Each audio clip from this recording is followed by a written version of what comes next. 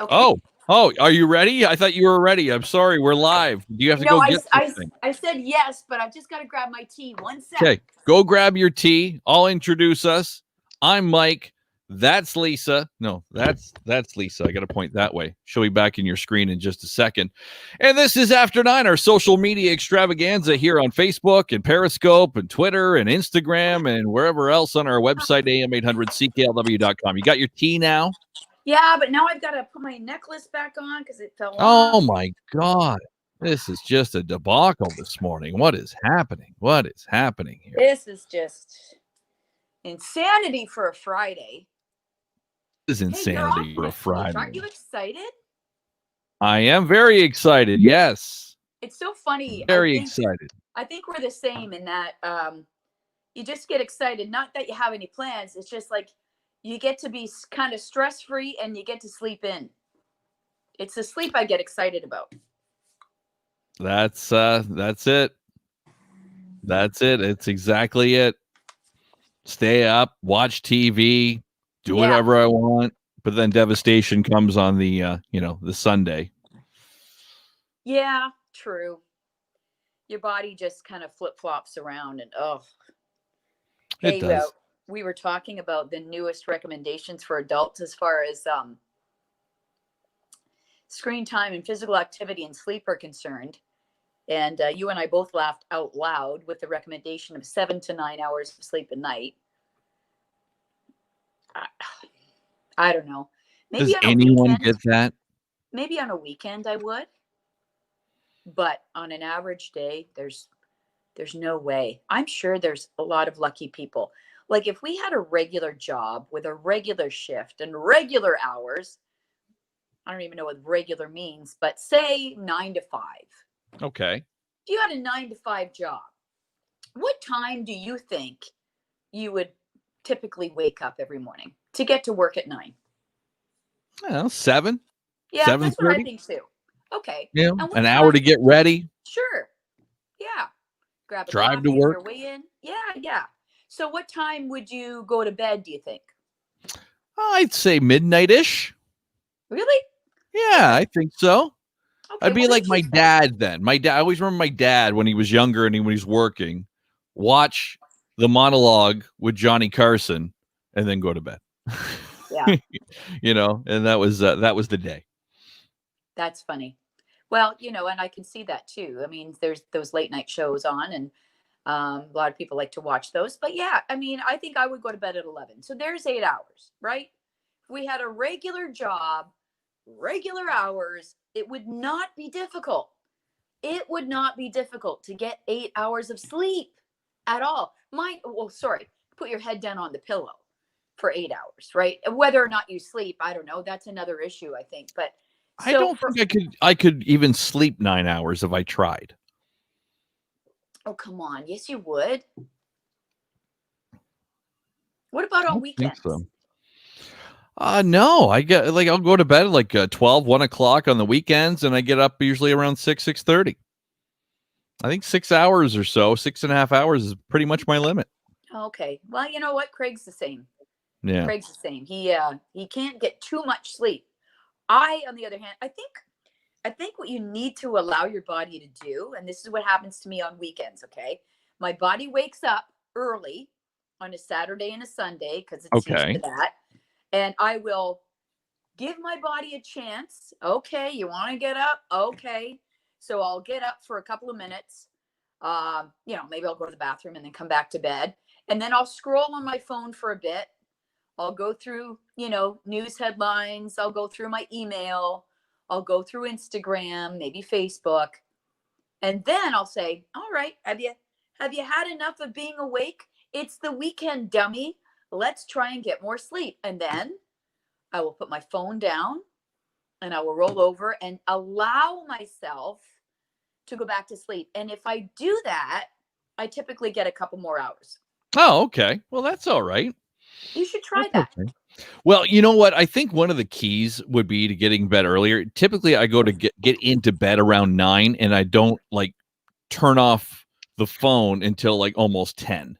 Yeah, I think if I left my phone in the kitchen or something when I went to bed, I think it would be Much better. Mm. I do the TV and the phone. And yeah, I know that's not right, but that's my The routine. way it It's kind of is. what I enjoy. Yeah. It's kind of like the modern day, I know you said TV, but the phone is the thing with that used to be the TV. Well, you can't have a TV in your room. You're not going to get sleep, or people used to read before bed, and maybe they still do on their phones. But, do people read books, actual books, like a physical book in their bed before they go to sleep? That makes me sleepy if I actually read a book. Yeah, that might be the key, right? Sorry, I gotta adjust this here. Every day. Yep. Am I square? No, You're square. this way. Hip to be square. Yeah, it's such a big issue for so many people, and I think everybody can relate to sleep problems, issues, dilemmas, lack of whatever. Yeah, I think so. Joe says, hey, guys, just for the record, I've never had more than 4 hours straight sleep at once. Secret is to shut off your brain if possible. That's tough to do sometimes. Lot Wait. going on with all of us. Okay, so I want to know, Joe, why you haven't had more than 4 hours of sleep in a row. Like, are you saying this is a good thing and that this is all you need? Or are you saying it's a problem because you only have 4 hours sleep, then you wake up and then your mind starts racing and you can't get back to sleep? I want to know, Joe. Yeah, Joe. Come on, Joe. Let's see you. Come on. Tell us what's going on. Okay, well that's cool. People can let us know how much sleep they get and what they do to try to get to sleep, because I think it's a battle for all of us. Hey, one piece of news that just came out in the last few minutes: Windsor Regional Hospital officially taking ownership of that 60-acre property for the proposed new mega hospital. After more than 5 years after the site was chosen, they finally signed the papers this morning at County Road 42 in the 9th concession. That announcement made just about an hour ago. There was a check presentation and all this stuff from a local farmer, Frank Lafferty, whose corn stand had been a seasonal fixture on that property for decades. So now instead of corn, you're going to have medical stuff.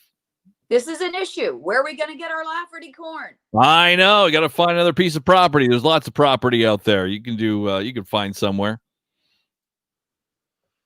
Yeah, and I think they do have Lafferty corn elsewhere too. I'm Different sure locations. they got it everywhere. Well, that's good. I mean, that's got to be, a great piece of news for everybody involved in the mega hospital planning process. It's been a long time coming. Did Jim wants to know, did David buy some corn before he left? Meaning David Mouche, the CEO and president of Windsor Regional Hospital. I don't know. We'll have to contact David to see if he bought the rest of the corn as part of the deal. I'm sure there was some sort of deal like that.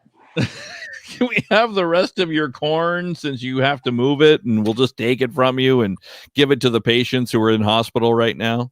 And by the way, is the corn season over with now? Because the last batch of corn we ate,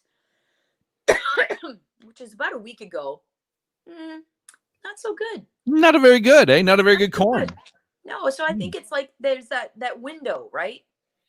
Of 1 month, it seems, that where the corn is the best, and then subpar. I would assume it's the best around the end of August, when the annual, which didn't take place, of course, this year because of COVID, Corn Festival takes place. I would think they coincide that with the best corn of the year. Are you a peaches and cream girl? I mean, it doesn't matter. Whatever tastes good. It doesn't have to. I don't know. I don't pay attention to that. But okay. Lafferty's corn, yeah. I don't know what Lafferty's is. Like, is it a certain type, or do they provide all kinds? Yeah. I'm not sure. I'm not big on corn, to be honest. So really, it's okay. You haven't had the right cob. More of a niblet man myself. You like it out of the can? Yeah, I'll take my niblets. Easier to eat that way. Okay, right. All right. One at a time? One at a time. You eat your niblets one at a time? It's crazy. It's crazy. Okay, what else would you like to talk about this morning, Lisa Williams? Well, people are freaking out because winter is coming. Winter is coming.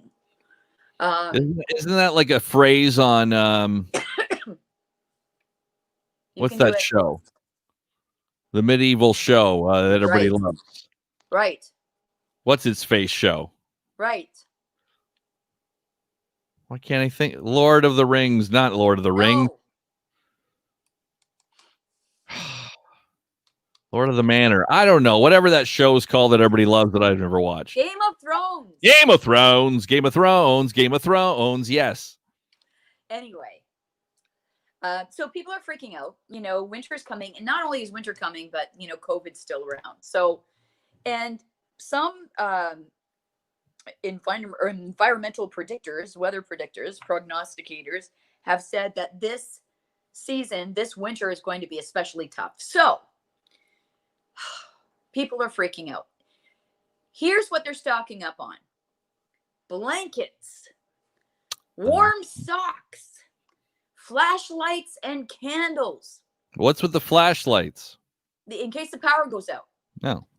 Medicine cabinet items like, first aid kit stuff. Canned goods. Vitamins. Toilet paper, paper towels, and tissues. Oh, yeah. You go to a grocery store right now, paper towels in particular are very tough to find. Really? Mm-hmm. The toilet paper I found. The paper towels are tough. Okay. And face masks, the number one item that people, I guess, are expecting to have a difficult time finding this winter and are stocking up on right now. Wow. I'm not stocking up on anything. I feel like, and you hear experts saying, everybody, calm down. There's enough to go around for everybody. We do not need people hoarding. We do not need people stocking up. There will always be food. There will always be stuff. But then when you hear of other people doing it, it's like you start getting like, maybe you should just get some, maybe you do a couple of extra rolls or something. Right? You kind of do, because what if? Right. What if? Yeah, no, I hear you. I agree with that. I totally agree with that. I see it and like, well, I guess maybe it is an issue. I don't know. I don't know either. I don't know. What are people?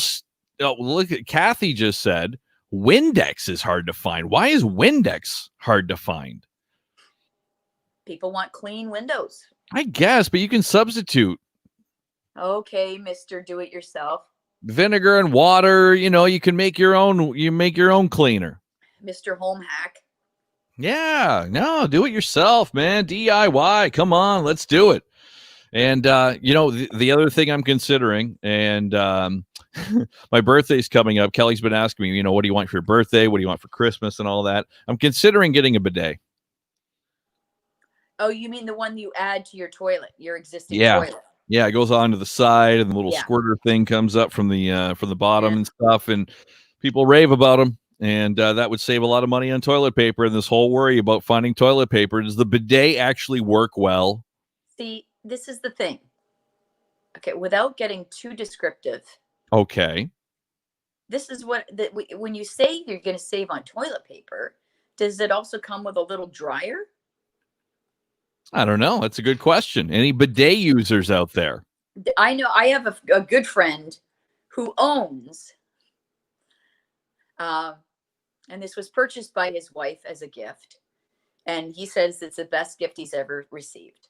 And it's one of those super duper, does everything but cook your eggs toilet. So you walk in, it senses you're there, and it raises the seat or whatever. The seat is heated. Oh. There are different lighting options you can choose. Come on. There is a bidet part, which is the water part. There is a dryer part. And apparently it is the most luxurious thing ever. Telling you. It's the way to go. That costs like thousands upon thousands of dollars. Yeah. See, that's out of my budget. So he said he saves on toilet paper, but he has a dryer. So I don't know how you would save on toilet paper. You know what I'm saying? Yeah, I don't know. Kathy can maybe tell us. She has a bidet and loves it, she says. So Maybe heated seat would be all right, especially in the winter. Christina says she grew up with a bidet. Oh, well, that sounds like you're friends. You still have to wipe first, but it's wonderful. Well, what good is that? Okay, this is we've crossed the line now. Okay, we've hinted, we've alluded. Let's not say it. Let's just let's just leave this alone now. Okay, you want to move on? I think so. Okay, I'm going to try something here with our new little fancy program. I want to see if this actually works, and if I can get this going here, because I want to show you something. Okay. And we'll see if this works. And this is Donald Trump, who was at his rally yesterday before he, hit NBC and Samantha Guthrie, him and Samantha. It seemed like we did have a debate last night between Samantha Guthrie and on NBC and Donald Trump. But here's the Donald doing a little dance yesterday at this rally. Pretty good, eh? And apparently he was black. Not dancing to YMCA. No kidding. Apparently, no, you know what he had on the other day? He had a Village People song on. What was it? What's the other? Not YMCA. What's the other one? What's the other big? The other Village People song? Yeah. Not YMCA. Okay, I'm looking. You need that Google app that we were talking about this morning, where you can hum or whistle a tune and it tells you what the song is. Yeah, well, yeah, they only have 2 songs, right? In the Navy, Macho Man. That's what they were playing. Macho Man was playing in the background, and Anderson. I was watching Anderson Cooper on CNN, and he was getting a report from a reporter who was at the rally when Macho Man was playing in the background, and Anderson was doing everything not to laugh, just because he thought it was such a funny scenario with Donald Trump playing Macho Man in the background. And, he's just like, does he know who the Village People are? Like, does he, I'll have to look for that one, because I found this one and I loved it. That's great. Donald's got some sweet moves. There's a lot of interesting information coming up from some of the books that were written. Was it Mary Trump, the niece of Donald Trump, that wrote the book? She's had some interesting information. Then there was Melania's best friend, who worked for her in the White House and then left and wrote her book, the one who had done some recordings of Melania. She was saying that the one like Melania was ripping on Christmas and what a pain in the ass it is and stuff. Oh yeah, and using the F-bomb and everything. But she was saying, this woman was saying that, those times when they would come off the airplane together and go down the steps, and he'd try and grab her hand and she'd push his hand away. Yeah, I love that. And then the media would explode with all kinds of stories about how much they hate each other, or she hates him. Apparently, I don't know if all of them, but some of those incidents like that were choreographed and planned by the two of them, because they wanted to detract or deflect from another unfavorable story surrounding Donald Trump. Ah. Wow. Yeah. That's a little salacious there, a little insider info. So let's get people talking about our marriage, because that's better than talking about what I said, which I regret, or whatever. Interesting. I like. That's a little spicy right there. That's and maybe smart, right? Maybe that is smart. Maybe it's a good way to go. Yeah, I guess. It probably happens way more than we know or realize. Well, maybe a lot of famous people, right? I would assume. Did you watch Trump or Biden last night? I flipped back and forth. I think it was more interesting to watch Trump, only because of the tension that was going on the stage between Trump and Guthrie. Oh yeah. But and Joe Biden was, I think, predictable in the way he handled answers. I didn't like, though, that they had They were in some sort of theater, and people were asking questions from the second level, like the balcony. And so when Trump was answering the questions, not Trump, Biden was answering the questions, he looked kind of goofy because he had to look up to answer. So it was almost like he was like, God help me. Like he was just always in this odd head angle. And it just seemed awkward, and he couldn't look at the camera. I don't know. I thought that was poor planning. Yeah, it just didn't look good. No. Yeah, you would text me that last night during that Biden town hall. So yeah, that was interesting. I thought this was really interesting. We didn't get to do this on the show this morning, but I thought this was a very interesting speech by the Donald before he even hit the NBC stage last night. He was ripping on him. Yeah. So being set up tonight, right? So I'm doing this town hall with Comcast, C-O-N, right? Con, because it's a con job. Comcast, C-O-N, not C-O-M, C-O-N cast. So I'm doing it, and it's NBC, the words, home of Sleepy Eyes, Chuck Todd, and some others. How does he expect to be treated fairly when he talks like that before he goes on NBC? I don't know. He was ready for it, I guess. I don't know. I thought he seemed like kind of caught off guard last night by Samantha Guthrie, but maybe he was ready for it. Yeah. I just can't wait for this whole thing to be over, to be honest. Well, you got a few more weeks. Hurry up. Yeah, November 3rd is the date where it all ends. Well, it doesn't, though. That's election day. We got mail-in ballots going like crazy. We got people pre-voting already like crazy. That day, people will vote. Obviously, the majority of people will vote. And then we're going to have to probably wait to find out who the true winner is. They're saying maybe weeks until we find out who the winner is this time. Yeah. And, even if Donald Trump loses, some people think he's going to fight it, and he's already saying the results of this year's election might be rigged for a number of reasons, like mail-in ballots, which he was taken to task to again last night, and the tremendous potential for fraud.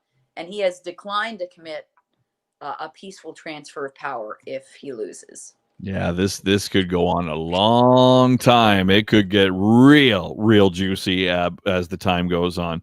Okay, that's enough for today for After 9. So I'm off next week. You'll be here with Leha. And someone asked how they win a smart speaker. We've been giving those away on all of our programs for a great text, a funny text, an interesting text or call.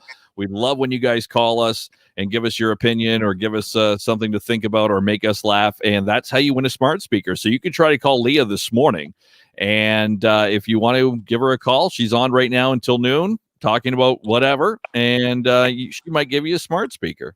And you can always call us anytime on our show, too, at 519-792-2559. It's a number put in your phone. And anytime you have a comment, if you can't text us, give us a call. We can try and squeeze you on the air. Yeah, call me. All right. Okay, well, have a great week.